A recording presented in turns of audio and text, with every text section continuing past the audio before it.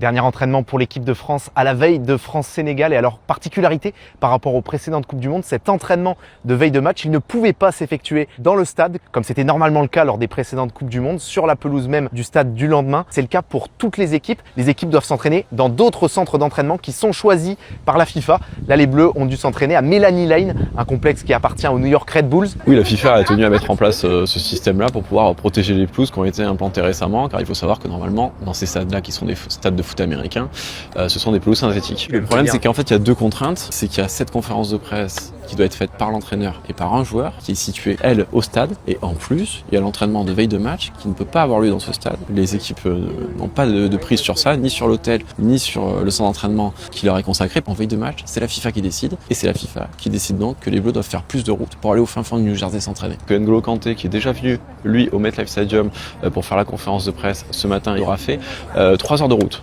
Après, pour tout ce qui est prise de repères dans le stade, je pense qu'il faut quand même nuancer l'impact que ça peut avoir. Déjà parce que en Ligue des Champions, désormais, où c'est le même usage, on peut s'entraîner la veille du match dans le stade. Il faut savoir qu'il y a des équipes qui n'en profitent pas. Donc ça veut dire que c'est pas forcément crucial pour elles. On a l'habitude de voir des équipes qui préfèrent partir plus tard dans la ville où elles vont jouer pour pouvoir profiter de leur centre d'entraînement à elles le plus possible et s'entraîner dans un cadre qu'elles connaissent la veille de match. Donc je pense pas que les équipes puissent vraiment se plaindre d'un point de vue prise de repère.